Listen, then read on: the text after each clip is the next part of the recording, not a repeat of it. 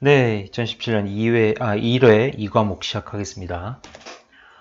자, 첫 번째 21번. 그림과 같이 수직원통을 30도 경사지게 일직선으로 자른 경우 전개도로 가장 적합한 것은? 자, 이게 이렇게 원통이 이렇게 잘린 겁니다.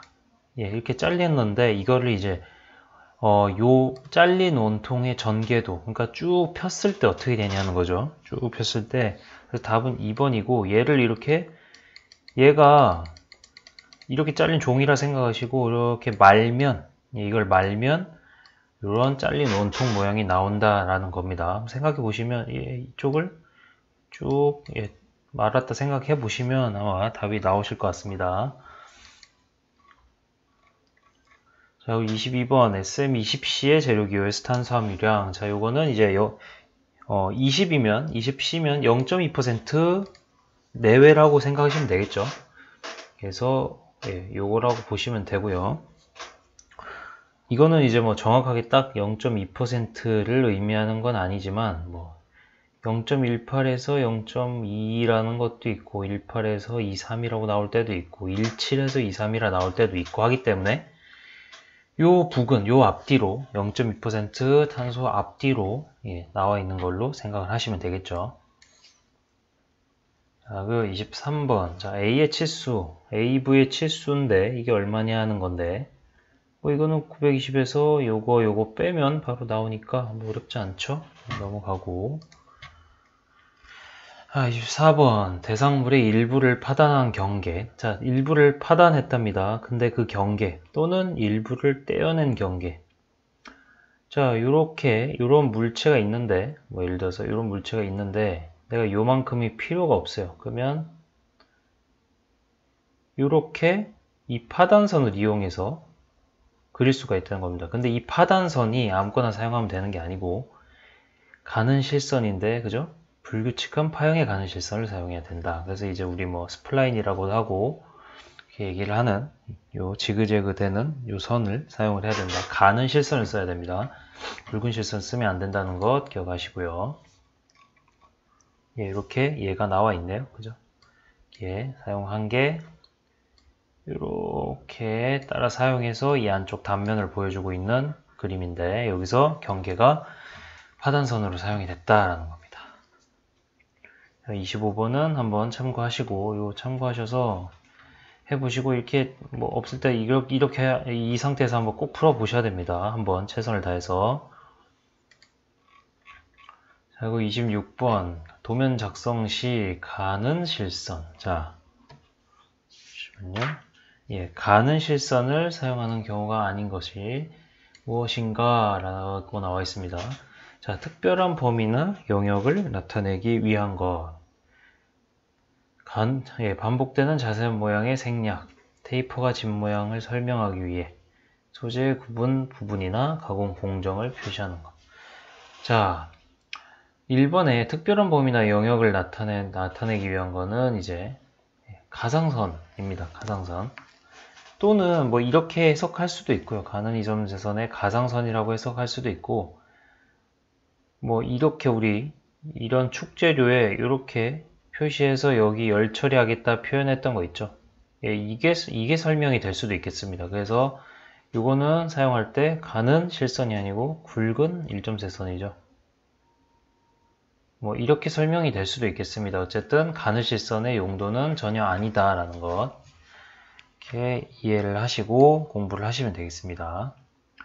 자, 그리고 27번은 맞물리는 어떤 기혈을 나타냈어요. 자, 기혈을 나타냈는데 여기 세 줄이 있으면 일반적인 스퍼 기혈은 아닙니다. 그죠? 스퍼 기혈은 절대 아니고, 그리고 이제 직각으로 물려있는 베벨 기혈 형태도 아니죠. 베벨 기혈 형태도 아니고. 근데 여기서 알 수 있는 차이가 뭐냐면 나사 기혈인데요. 답이 나사 기혈가 축이 만나지도 않고 뭐 평행하지도 않는 거죠. 그래서 이 나사기어의 형태가 이런 게 나사기어인데 이렇게 만나는 게, 그래서 간략도시법이 요겁니다. 그리고 우리 나사기호법으로 도시를 하면 이거고, 그죠? 이거랑 요거. 그래서 간략도시법 특히 이렇게 기억을 해두시면 문제 풀 때 도움이 되실 것 같고요. 이 나사 기어입니다. 중요한 거는 축이 서로 교차하지도 않고 평행하지도 않는 두 축 사이 운동을 한다라는 겁니다. 이게 굉장히 중요하다는 것 한번 보시고요. 28번 최대 실체 공차 방식을 적용한답니다. 근데 여기서 이제 공차 부치 형체와 그 데이터 형체 두 곳에 적용되는 경우입니다. 그러니까 두 곳에 적용되는 경우이기 때문에 한번 보시면요. 뭐 해설은 따로 제가 안 적어놨는데, 아이고 잠깐만 팍팍 넘어가서 죄송합니다. 여기서 답이 4번입니다. 그러니까 이렇게 표현을 한다는 거죠. 이렇게 표현을 한다는 거 말고 다른 설명이 여기 최대 실체 공차 방식 적어주고 이렇게 표현을 한다는 거 그냥 외우시는 게 제일 빠를 것 같습니다. 이런 형태로 사용을 한다라고 암기를 하시면 되겠습니다. 이거는 따로 설명을 드리기엔 그림이 제가 제시해 놓은 게 없어 갖고 바로 이렇게 암기를 하시면 되겠습니다. 자, 그리고 29번 관용 평행 나사 A급을 표시한다. 일단 관용 평행 나사의 기호를 아는 게 가장 중요하시겠죠.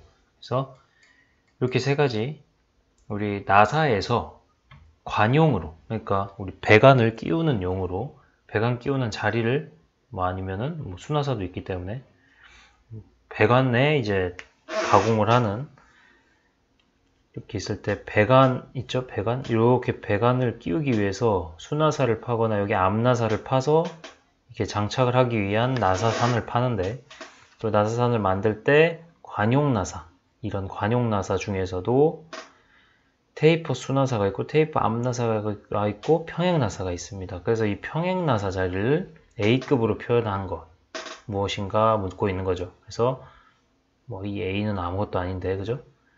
G에 2분의 1 A. A가 앞에 나와 있군요, 여기는. 근데 기본적으로 나사 종류가 먼저 나오고 호칭이 나온 다음에 급이 나와야 됩니다. 그래서 이 순서 정도도 같이 기억을 하시고요. G가 어쨌든 관용 평행 나사다 라는 것 보시면 되겠습니다. 그리고 30번 용접 기호죠. 용접 기호에서 자, 이것도 다시 설명을 한번 드리겠습니다. 이 실선을 기준으로 기호들이 이 파선과 반대쪽에 있죠, 지금? 그러면은 이쪽에 용접하는 겁니다. 예를 들어서 이 기호들이 일로 다 와 있거나 아니면은 파선이 여기 위에 이런 식으로 있으면, 그리고 이 위에 기호가 이렇게 있으면 이 반대쪽에 용접을 하는 겁니다. 근데 지금 상태는 이 실선을 기준으로 파선과 이 기호들이 서로 반대쪽에 있죠. 그렇기 때문에 이쪽에 용접을 하는 겁니다. 그래서 화살표 쪽에 용접을 하는 것 중에 찾으셔야 되고요. 화살표 쪽 있죠?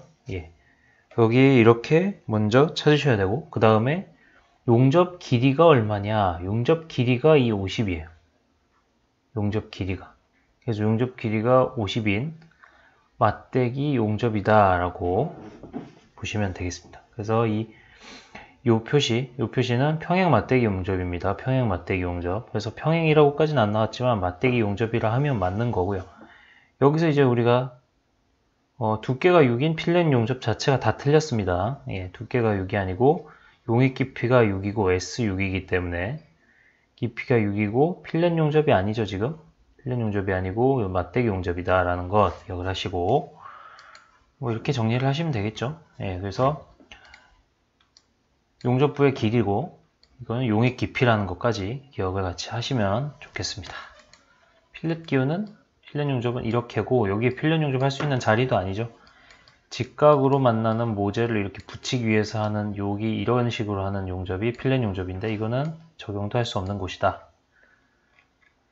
자, 그리고 31번. 자, SPBR은 무슨 가공인가? 이거는 좀 암기를 하시면 되겠습니다. 배럴 연마를 의미를 합니다. 배럴 다듬질이라 했던 우리 그거 있죠. 자, 그리고 두 줄 M20 피치 2죠. 그래서 이 미터 가는 나사를 의미합니다. 그래서 이 리드는 얼마인가 라고 하는데, 리드는 여기 바로 나와 있는 게 아니죠. 그래서 리드는 줄수 곱하기 피치. 그래서 이 두 줄 피치 2 곱하기 2 하면 4가 나온다는 겁니다. 식으로 구하시면 되겠고, 자 33번 각기의 암, 형강 등, 그러니까 이런 단면을 가진 형강이라고 합니다. 이런 거를. 그래서 제품을 단면을 나타낼 때 절단면을 90도 회전하거나 절단할 곳에 전후를 끊어서 그 사이에 단면도 그리는 법. 정확히 이 그림입니다. 이게 설명하고 있는 게 이 그림입니다. 이 그림은 이해가 되시죠? 그림 자체는. 그래서 이런 단면을 가졌는데 그러니까 이런 형체, 그러니까 쭉 이어져 있겠죠. 이 쭉 이어져 있는 것 중에 이만큼 중간을 끊어서 단면을 가운데에 표시해 준 겁니다. 그러면 이게 이렇게 다 마치 이제 한쪽 면도만 갖고도, 그죠? 뭐 엄밀히 따지면 한쪽 면도는 아니지만 한쪽 면도만 갖고선도 이 물체 자체가 이해가 되죠. 때문에 이것을 이제 회전 도시에서 단면했다 해서 회전 도시 단면도입니다. 회전을 해서 도시를 했죠. 말 그대로. 이렇게 보시면 되겠습니다. 그래서 이때 중요한 거는 굵은 실선에 윤곽을 사용을 한다 라는 것. 자, 그리고 34번 다음 중 합금 공구강의 재질 기호가 아닌 것은, 자, 이거는 이제 이것도 암기를 하셔야겠네요. 그래서 STS, STD, STF 이것들은 합금 공구강의 재질이고, 그죠? 포기는 단조죠. 그래서 단조강이고, 그래서 뭐 이렇게 보시면 되겠습니다. 자, 다음 중 가는 실선으로 나타내지 않는 선은, 자, 지시선, 우리 지시하는 선 있죠? 그리고 사선으로 해칭하는 선, 그리고 치수선 플러스 치수 보조선 모두 가는 실선이죠? 그리고 피치선은 가는 일점세선이다 라는 것.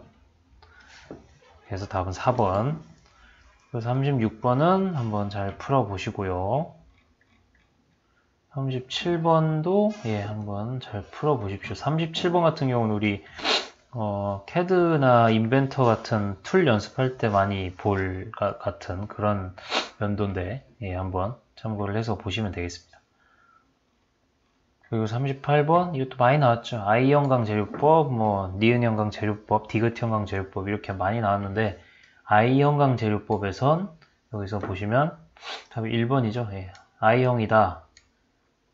높이와 폭 그리고 두께 이 순서가 제일 중요하겠죠. 그래서 헷갈릴 수 있겠죠. 그래서 이 순서를 하신 다음에 총 길이 이렇게 구하시면 되겠고, 이것도 어떻게 보면 회전도시 한 겁니다. 아까 회전도시 단면도 만든 것처럼. 그래서 이 순서대로 치수 표기를 한다는 것 보시면 되겠고, 자 39번 체인 스프로킷 휠. 그러니까 체인을 감고 있는 게 스프로킷 휠이죠. 우리 V벨트를 벨트를 감고 있는 게 풀리고 체인을 감고 있는 게 스프로킷 휠입니다. 스프로킷. 그래서 이 스프로킷 휠의 피치원지름을 나타내는 선의 종류는 해서 피치원지름은 기어도 마찬가지고 가는 1점세선을 사용을 합니다. 피치원은. 그리고 40번 이거 오랜만에 보는 것 같은데, 오랜만은 아니죠. 계속 나오긴 했는데, 자 최대 틈새는 이기 때문에 우리가 먼저 파악해야 될 거는 헐공 끼워 맞춤일 확률이 많죠. 근데 이제 여기서 보시면 공차를 보시면 이 범위 자체가 서로 겹쳐져 있는 부분이 있죠. 그래서 이제 중간 끼워 맞춤이 되겠고, 그래서 중간 끼워 맞춤에서 이제 최대 틈새, 그러니까 구멍이 가장 클 때는 35에 0.003이죠. 그리고 축이 가장 작을 때는 34.996이죠.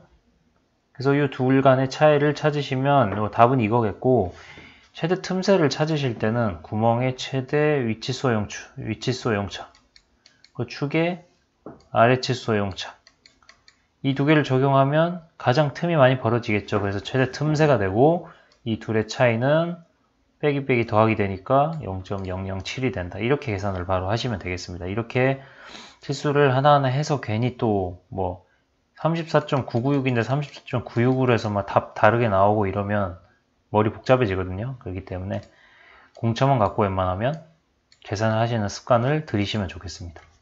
최대 잼새는 구멍이 가장 작을 때와 축이 가장 클 때 이 두 개 구분하시면 되겠죠. 이렇게 계산을 하시면 되겠습니다. 그래서 이 과목은 여기까지 하겠습니다.